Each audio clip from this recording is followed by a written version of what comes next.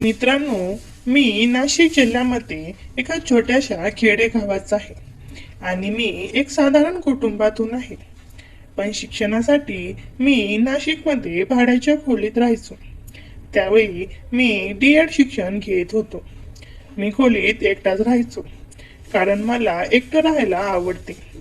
मी ज्या घरात राहायचो तिथेच दुसरं एक कुटुंब भाड्याने राहायचं. त्यात एक बाई होत्या ज्याचं नाव वनिता होतं. वय साधारण 35 वर्ष होतं. त्या दिसायला माझ्या मामीसारख्या सुंदर व भरदार शरीराच्या होत्या, म्हणून मी त्यांना मामी म्हणायचो. मी त्यांना पहिल्यांदाच पाहिलं तेव्हा मी आतून खुश झालो होतो, कारण एवढी सुंदर स्त्री माझ्या घराच्या शेजारी होत्या. पण मी पुढे त्या मामीने मला जे काही दिलं ते मी स्वप्नात सुद्धा विचार केला नव्हता. मित्रांनो, त्याचा नवरा एका कॉलेजात शिक्षक होते, जे नाशिक पासून दुसऱ्या गावी कामाला होते. त्यांना 2 मुलं होती जी शाळेत शिकायची. वनिता मामी खूप मोकळ्या स्वभावाच्या होत्या. त्यांच्याशी ओळख व्हायला वेळ लागतली नाही. रोजांचं बोलणं व्हायचं, पण मी कधी त्यांना त्या वेगळ्या नजरेने कधी पाहिलं नव्हतं.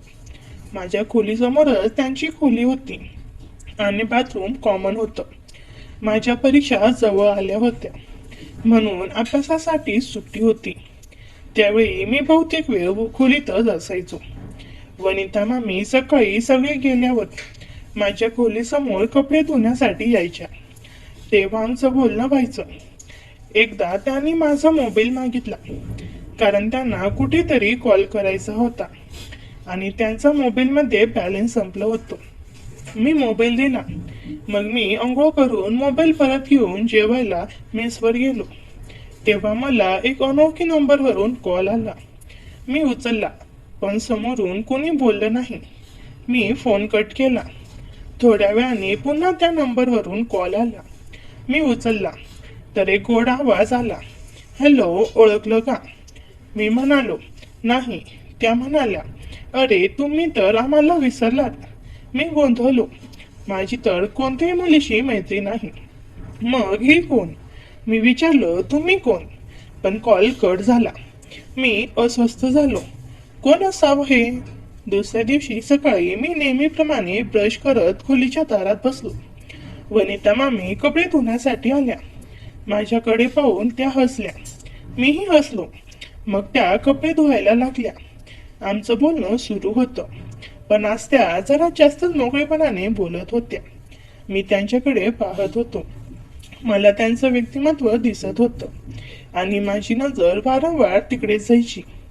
मी तर अजून एकदा पण सुंदर वेळेचा अनुभव घेतला नव्हता, त्यामुळे मला खूपच विचित्र वाटत होतं.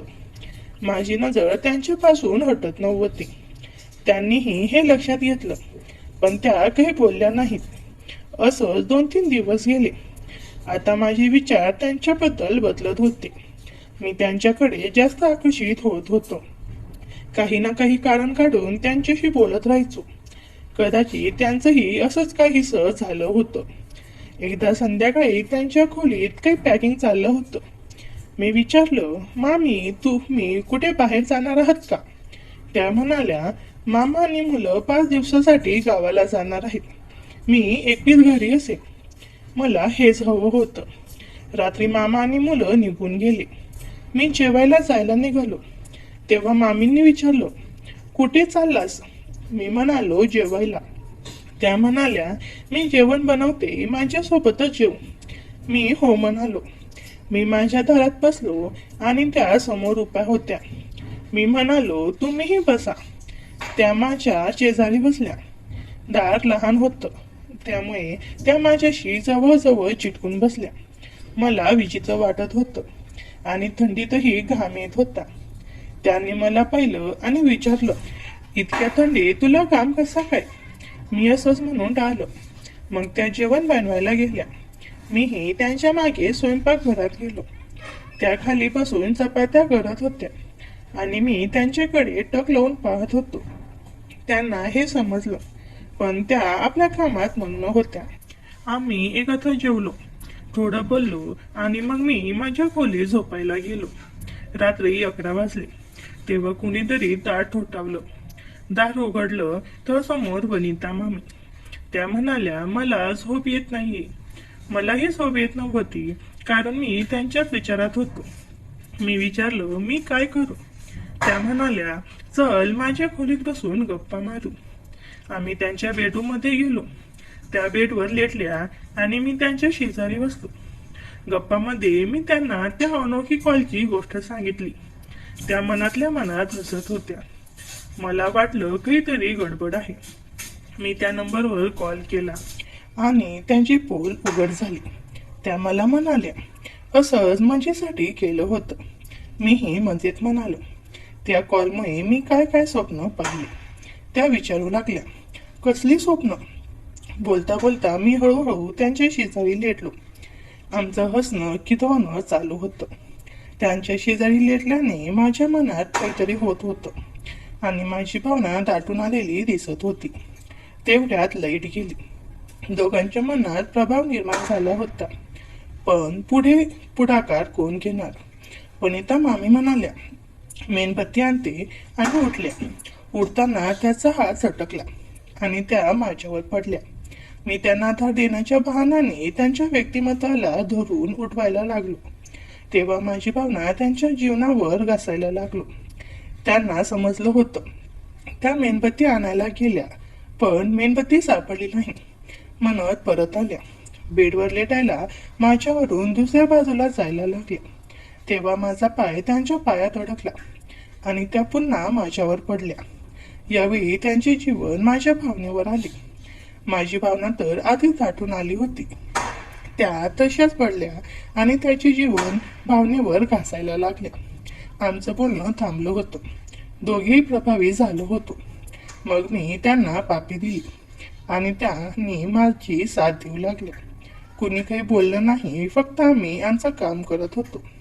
काही वेळानंतर मी त्यांना मोकळे केले आणि मीही मोकळा झालो आणि त्यांच्या व्यक्तिमत्वाचा तोंडाने सुंदर अनुभव घेऊ लागलो आणि त्या माझ्या भावनेशी खेळायला लागल्या.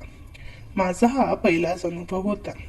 मला खूपच मस्त वाटत होतं. मला आता सहन होत नव्हतं. त्या पण सुंदर वेळचा अनुभव घेण्यासाठी उत्सुक होत्या. मग त्यांनी स्वतः भावना पकडून त्यांच्या जीवनात टाकली. मग मी पण सुंदर वेळचा अनुभव देऊ लागलो. मला वाटलं आता मी जीवनातच रंग सोडणार. मग मी तरी सुंदर वेळचा अनुभव देत राहिलो आणि काही वेळातच आम्ही दोघे एकदा जीवनातून रंग सोडला. आम्ही दोघेही खूप थकलो होतो. त्याने रुमालाने माझी भावना साफ केली. मग आम्ही बाथरूम मध्ये जाऊन फ्रेश झालो आणि तशी झोपलो. सकाळी 5:30 वाजता जेव्हा माझी झोप मोडली, तेव्हा वनिता मामीच्या त्या गोड हसण्याने माझं मन पुन्हा धडधडायला लागलं. मामी म्हणाली, मन भरलं नाही का? त्याचा तो खड्डा प्रश्न आणि त्याच्या डोळ्यामधली ती चमक मला अजूनही आठवते. मी हसत म्हणालो, जन्नत तर आता मिळालीये, कसं भरेल? त्या हसल्या आणि माझ्याकडे पाहत म्हणाल्या, बरं मग बघू तुझी जन्नत किती टिकते. त्या सकाळी आम्ही पुन्हा एकदा सुंदर वेळचा अनुभव घेतला. त्या सुंदर वेळचा अनुभव इतका तीव्र होता की मी स्वतःलाच विसरलो होतो. वनिता मामींनीही त्या सणाचा पुरेपूर आनंद घेतला. पण जेव्हा मी दोघेही थकून बेडवर पडलो, सकाळी 7 वाजता मी माझ्या खोलीत परतलो. मनात विचारांचा गोंधळ होता. एकीकडे ही नवीन अनुभूती मला सुखावत होती, तर दुसरीकडे मनात प्रश्न उभे राहत होते. वनिता मामीसारख्या प्रौढ अनुभवी आणि मोठ्या स्वभावाच्या व्यक्तीशी माझं हे नातं कुठे घेऊन जाणार होतं. पण मी ठरवलं की जास्त विचार करायचा नाही. जो काही क्षण मिळाला आहे तो जगायचा. दिवसभर मी अभ्यासाचा बहाणा करत खोलीत बसलो होतो, पण माझं लक्ष अभ्यासात लागतच नव्हतं. वनिता मामींचा चेहरा, त्यांचं हसणं, त्यांचा तो खड्या आवाज माझ्या डोळ्यासमोरून हटत नव्हता. दुपारी जेवायला मेसवर गेलो तेव्हा मला त्याचा मेसेज आला, जेवण झालं का? माझ्याकडे ये, मी काहीतरी खास बनवलंय. मी लगेच मेसमधून परतलो आणि त्यांच्या खोलीत गेलो. त्यांनी खरंच मस्त चिकन फ्राय आणि चपात्या बनवल्या होत्या. एकत्र जेवलो आणि जेवताना त्यांनी मला त्यांच्या आयुष्याबद्दल सांगायला सुरुवात केली. त्यांचं लग्न झालं तेव्हा त्या फक्त 18 वर्षाच्या होत्या. मामांचा स्वभाव खूपच शांत होता. पण त्यांच्या अपघातानंतर त्यांचं वैवाहिक आयुष्य जवळपास थांबलं होतं. वनिता मामींच्या डोळ्यात त्यावेळी एक वेगळीच उदासीनता दिसली. मी त्यांचा हात हलके धरला आणि म्हणालो, मामी, तुम्ही खूप स्ट्रॉंग आहात. इतक्या कठीण परिस्थितीतही तुम्ही हसत राहता. त्या हसल्या आणि म्हणाल्या, अरे, आयुष्य आहे तसं जगायचं, नाहीतर काय रडत बसायचं. पण त्यांच्या हसण्यामागे लपलेली ती थोडीशी हुरहुर मला जाणवली. त्या क्षणी मला वाटलं की कदाचित मी त्यांच्यासाठी फक्त एक क्षणभंगूर आकर्षक नाही, तर त्यांच्याही मनात माझ्याबद्दल काहीतरी भावना निर्माण झाल्या आहेत. संध्याकाळी आम्ही पुन्हा गप्पा मारत बसलो. त्या मला त्यांच्या कॉलेजच्या आठवणी सांगत होत्या. त्यावेळीच खूपच बिनधास्त होत्या आणि त्यांच्या गावात त्यांच्यावर अनेक मुलं फिदा होती. पण मी कधी कुणाला भाव दिला नाही, त्या म्हणाल्या आणि माझ्याकडे पाहत डोळा मारला. मी हसत म्हणालो, मग मला का भाव दिलात? त्या खळखळून हसल्या आणि म्हणाल्या, तुझ्यात काहीतरी खास आहे. तू खूप प्रामाणिक आहेस आणि तुझ्या डोळ्यामध्ये एक वेगळी चमक आहे. त्या रात्री आम्ही पुन्हा सुंदर वेळचा अनुभव घेतला. काही वेळाने आम्ही थकून शांत पडलो. त्या म्हणाल्या, तुला माहितीये, इतके वर्ष मी फक्त कुटुंबासाठी जगले, पण तुझ्यासोबत हा सुंदर वेळचा अनुभव मला माझ्यासाठी जगायला शिकवतोय. मी काहीच बोललो नाही, फक्त त्यांना जवळ घेतलं आणि झोपलो. दुसऱ्या दिवशी सकाळी मी लवकर उठलो. वनिता मामी अजून झोपल्या होत्या. त्यांचा तो शांत चेहरा पाहून खूपच बरं वाटलं. मी हळूच उठलो आणि चहा बनवायला स्वयंपाकघरात गेलो. चहा बनवताना मला आठवलं की मामींच्या फोनवरून आलेला तो अनोळखी कॉल. मी मनातल्या मनात चहा घेऊन मी त्यांना हसलो. ही बाई खरंच घट्ट आहे. मी त्यांना उठवलं. त्या डोळे चोळत उठल्या आणि म्हणाल्या, अरे, तू चहा बनवला. तुझी बायको खूपच लकी आहे. मी हसत म्हणालो, बायको तर अजून ठरली नाही, पण तुम्ही मला असं लाड करत राहिलात तर मला माझी बायकोची गरज पडणार नाही. त्या हसल्या आणि माझ्या डोक्यावर टपली मारली. त्या दिवशी आम्ही बाहेर फिरायला जायचं ठरवलं. तिथे एक गार्डन जवळच होतं. आम्ही तिथे गेलो आणि तिथल्या शांत वातावरणात आम्ही खूप गप्पा मारल्या. वनिता मामींनी मला त्यांच्या स्वप्नाबद्दल सांगितलं. त्या म्हणाल्या, मी कॉलेजमध्ये असताना मला शिक्षिका व्हायचं होतं, पण लग्नानंतर सगळं बदललं. मी त्यांना म्हणालो, मामी, अजून वेळ गेला नाही. तुम्ही अजूनही तुमचं स्वप्न पूर्ण करू शकता. त्या माझ्याकडे पाहत असल्या आणि म्हणाल्या, तुझ्यासारखा आधार असेल तर नक्कीच करेन. गार्डनमधून परत आल्यावर माझं मन खूप हलकं वाटत होतं. वनिता मामीच्या सोबत घालवलेल्या त्या क्षणांनी मला एक वेगळं जग दाखवलं होतं. पण कुठेतरी मनात एक छोटीशी खडकणारी गोष्ट होती. ती म्हणजे तो अनोळखी कॉल. मामींनी मजेसाठी केला असं सांगितलं खरं, पण मला का कोण जाणे, त्या कॉल मागे काहीतरी गडबड आहे असं वाटत होतं. मी स्वतःला सांगितलं, अरे, जास्त विचार करू नको, मामींच्या बोलण्यावर विश्वास ठेव. पण तरीही मनातली ती खतखत थांबत नव्हती. संध्याकाळी आम्ही परत खोलीवर आलो. वनिता मामी त्यांच्या स्वयंपाकघरात जेवण बनवायला लागल्या आणि मी माझ्या खोलीत अभ्यासाचा बहाणा करत बसलो. पण माझं लक्ष लागतच नव्हतं.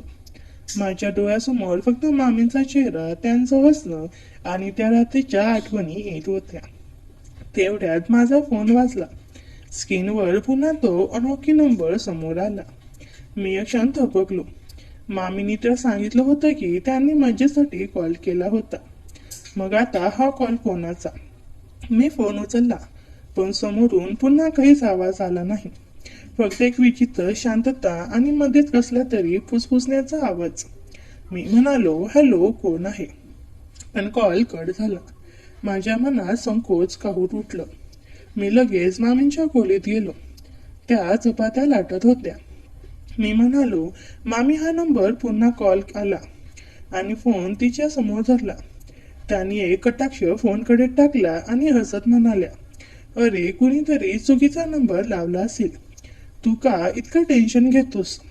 पण त्याच्या हसण्यात मला काहीतरी वेगळं जाणवलं. त्यांची डोळे एका क्षणासाठी खाली गेले, जणू काहीतरी लपवत होत्या. मी काही बोललो नाही, पण मनात विचारांचा गोंधळ सुरू झाला. त्या रात्री आम्ही एकत्र जेवलो. जेवताना मामी जरा जास्तच बोलत होत्या, जणू मला त्या कॉलची गोष्ट विसरायला लावायला प्रयत्न करत होत्या.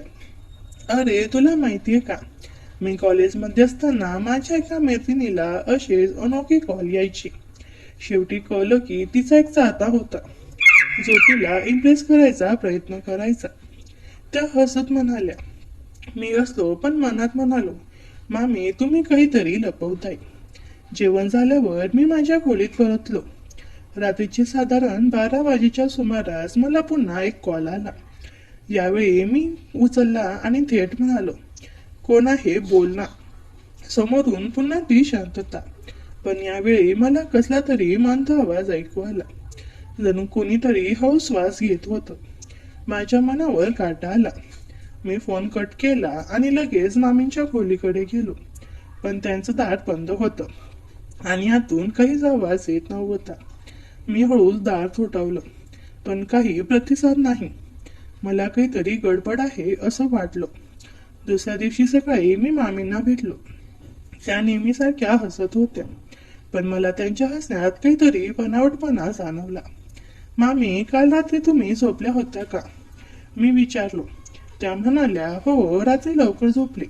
का, काय झालं. मी त्या कॉलची गोष्ट सांगितली, पण त्यांनी पुन्हा टाळाटाळ केली. अरे तू खूपच जास्त विचार करतोस, कदाचित कोणीतरी फ्रँक करत असेल असे त्या म्हणाल्या. पण मला रात्री खात्री होती की काहीतरी गडबड आहे. त्या दिवशी दुपारी मी मेसवर जेवायला गेलो, तेव्हा मला माझ्या एका मित्राने सांगितलं की त्याने काल रात्री माझ्या खोलीजवळ एक विचित्र माणूस पाहिला. तो कोणीतरी मध्यमवयीन माणूस होता, काळ्या रंगाचा जॅकेट घातलेला. तो तुझ्या खोलीकडे पाहत होता आणि मग अंधारात गायब झाला. तो म्हणाला, माझं मन पुन्हा अस्वस्थ झालं.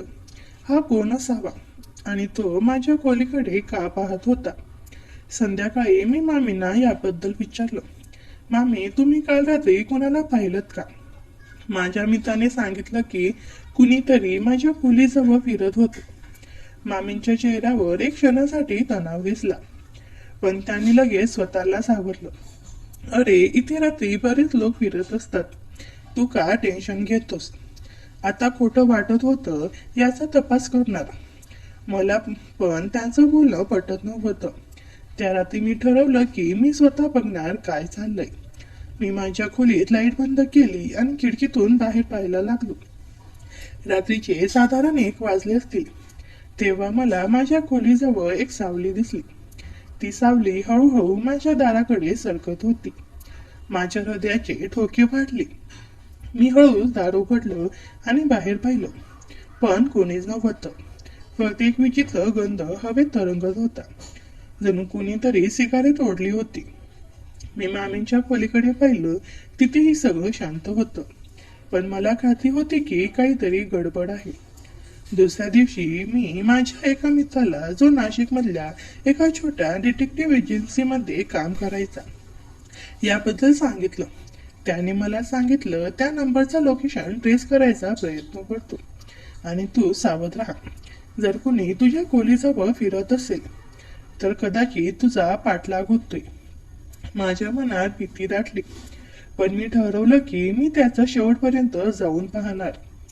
त्या रात्री मला पुन्हा त्या अनोखी नंबरवरून कॉल आला. यावेळी मी उचलला नाही आणि थेट म्हणालो, कोण आहे रे, बोल, नाहीतर पोलिसांना सांगतो. समोरून एक खडसाचाच आवाज आला, जास्त हुशारी करू नको, तुझ्या भल्यासाठी सांगतो, वनितापासून लांब राहा. कॉल कट झाला. माझ्या हातातला फोन थरथरत होता.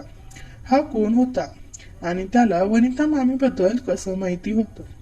मी लगेच मामींच्या खोलीकडे धावलो. दार ठोठावलं, पण आतून काहीच प्रतिसाद नाही. मी हळू दार ढकललं तर ते उघडं होतं. आता सगळं अंधार होतं. मी हळू आत गेलो आणि माझ्या फोनचा टॉर्च लावला. खोलीत एक विचित्र गंध होता, तो सिगारेटचा गंध. तेवढ्यात मला बेडवर एक कागद दिसला. त्यावर लाल शाईने लिहिलं होतं, तिला सोड नाही तर तुझा शेवट होईल. माझ्या मनाचे ठोके इतके जोरात वाजत होते की मला वाटलं कदाचित माझ्या छातीतून ते बाहेर पडतील. शब्द माझ्या डोक्यात हातोडा मारत होते.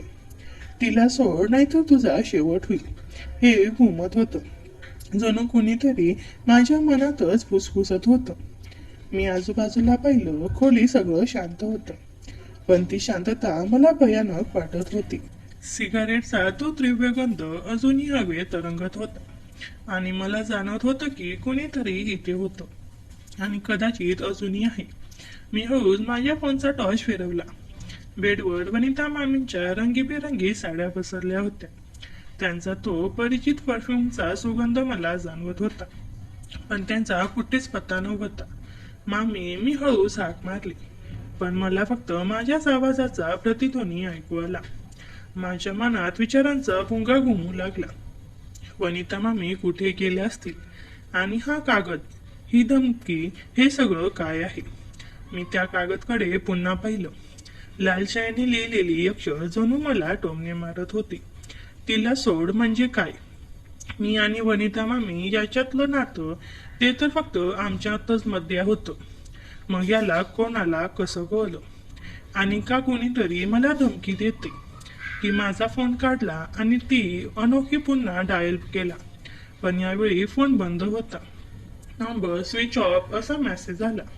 माझी अस्वस्थता वाढतच चालली होती. तेवढ्यात मला खोलीच्या कोपऱ्यात काहीतरी चमकताना दिसलं. मी तिकडे गेलो आणि टॉर्चचा प्रकाश तिथे टाकला. तिथे एक छोटंसं लॉकेट पडलं होतं, चांदीचं, आणि त्यावर एक छोटासा फोटो होता. मी ते उचललं आणि जवळून पाहिलं. त्या फोटोत वनिता मामी आणि एक अनोखी माणूस होता. तो माणूस मध्यमवयीन दिसत होता. त्याने काळं जॅकेट घातलं होतं आणि त्याच्या चेहऱ्यावर एक विचित्र स्मित होतं. मित्राने सांगितलेला तो माणूस हाच का? माझ्या मनाचे टोके पुन्हा वाढले. हा कोण आहे आणि वनिता मामीशी त्याचं नातं काय आहे? मी ते लॉकेट खिशात टाकलं आणि खोलीतून बाहेर पडलो. माझ्या खोलीत परत येऊन मी दार लावून घेतलं आणि बेडवर बसलो. माझ्या डोक्यात विचारांचं वादळ चाललं होतं. वनिता मामी मला सांगत होत्या की त्या मजेसाठी त्या अनोखी नंबरवरून कॉल करत होत्या, पण आता मला खात्री झाली की त्या काहीतरी लपवत होत्या.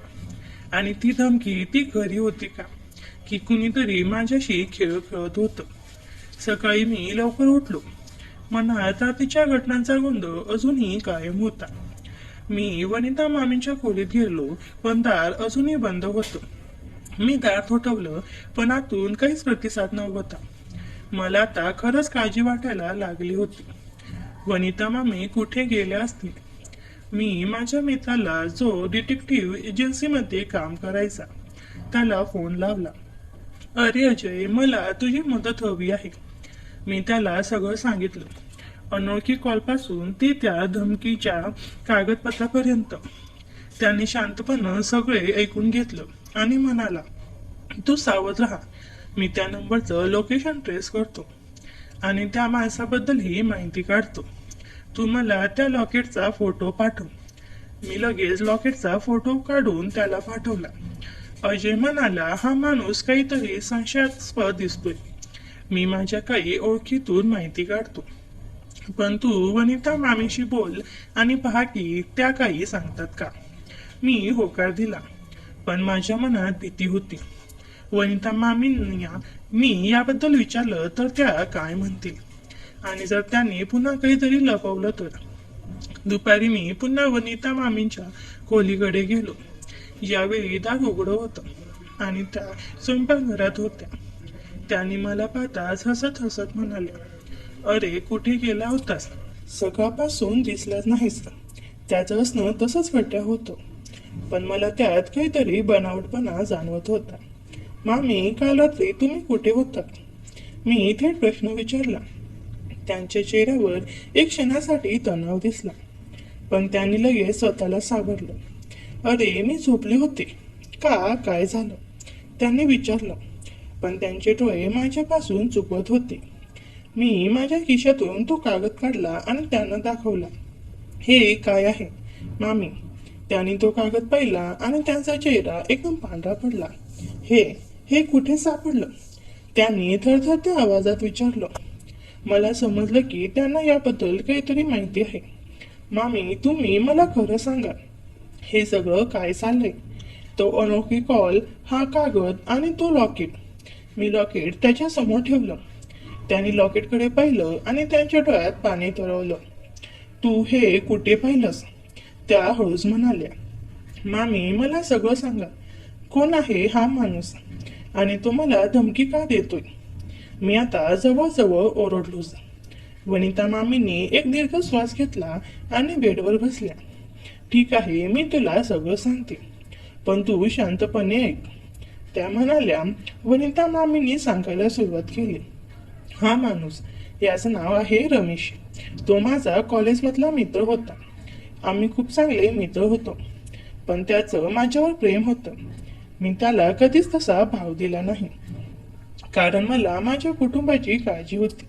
माझं लग्न ठरलं आणि मी रमेशशी सगळे संबंध तोडले, पण लग्नानंतरही त्यांनी मला कधीच विसरलं नाही. तो मला भेटायचा प्रयत्न करायचा, कधी फोनवर, कधी पत्र पाठवून. मला त्याच्यापासून सुटका हवी होती, म्हणून मी त्याला स्पष्ट सांगितलं की मला त्याच्याशी काहीही संबंध ठेवायचे नाही, पण तो ऐकायला तयार नव्हता. शेवटी जेव्हा माझ्या मामांचं अपघात झाला आणि ते गावी गेले, तेव्हा रमेश पुन्हा माझ्या आयुष्यात आला. त्याने मला धमक्या द्यायला सुरुवात केली. तो म्हणायचा की जर मी त्याच्याशी बोलली नाही तर तो माझ्या कुटुंबाला इजा करेल. मी ऐकत होतो आणि माझ्या मनात संताप आणि भीती यांचं मिश्रण तयार होत होतं. मी विचारलं, मग तो अनोखी कॉल, तो रमेशचाच होता का? वनिता मामींनी होकार दिला. हो, कदाचित. मी तुला सांगितलं की मी मजेसाठी कॉल केला, कारण मला तुला या सगळ्यात ओढायचं नव्हतं, पण आता दिसते की तो तुझ्यापर्यंत पोहोचलाय. त्या बोलत्या बोलत्या रडायला लागल्या. मी म्हणालो, पण मामी, तुम्ही मला आधी का नाही सांगितलं?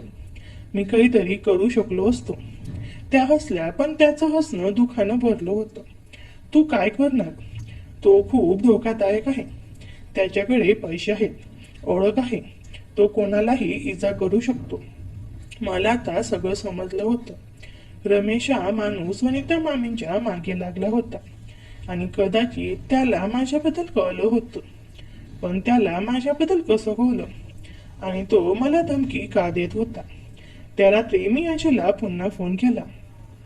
अजय, त्या नंबरचं काही कळलं का?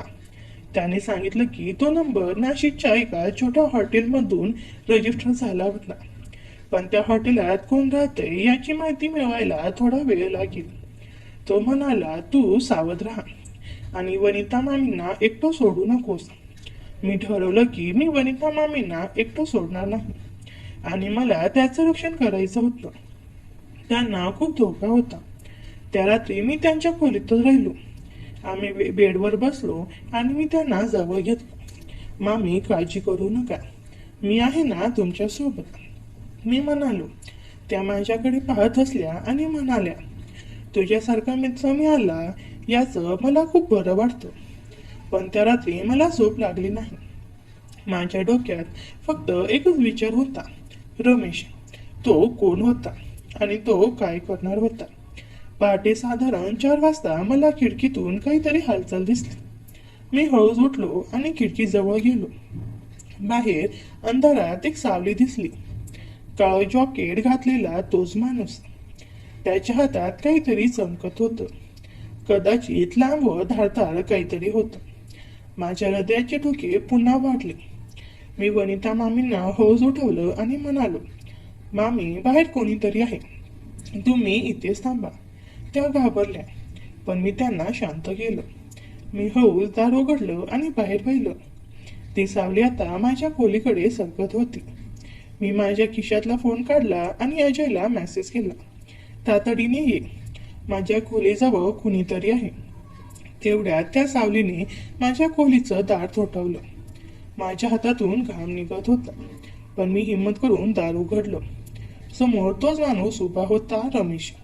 त्याच्या चेहऱ्यावर एक क्रूर स्मित होतं आणि त्याच्या हातात खरंच एक धारदार वस्तू होती. तो मला म्हणाला, तू कोण रे मुला? वनिताशी खूप जवळी करतोय ह. तो खडजातला आवाज म्हणाला. माझ्या पोटात गोळा आला, पण मी स्वतःला सावरलं आणि म्हणालो, तुला काय हवंय? तू वनिता मामींना का त्रास देतोस? तो बसला आणि म्हणाला, वनिता माझी आहे. ती मला सोडून गेली, पण मी तिला कधीच विसरलो नाही. आणि तू तू माझ्यामध्ये येतोस. तुझा शेवट करावा लागेल. आणि त्याने धारदार वस्तू पुढे केली आणि मी मागे सरकलो. तेवढ्यात मागून वनिता मामी ओरडल्या, रमेश थांब, तुला जे हवे ते घे, पण याला सोड. त्या रडत होत्या आणि त्यांचा आवाज थरथरत होता. रमेशने त्याच्याकडे पाहिलं आणि म्हणाला, तू माझ्यासोबत ये वनिता, नाहीतर हा मुलगा इथेच मरेल. मी वनिता मामींना म्हणालो, मामी याच्याकडे जाऊ नका, मी आहे ना. मनात भीती होती. रमेश खूप धोकादायक होता. त्याच्याशी कसं सामना करायचं हे समजत नव्हतं. आणि मला मागून काहीतरी आवाज ऐकू आला. तेवढ्यात अजय त्याच्या 2 मित्रासह खोलीत आला. रमेश ते हत्यार खाली ठेव. अजय ओरडला.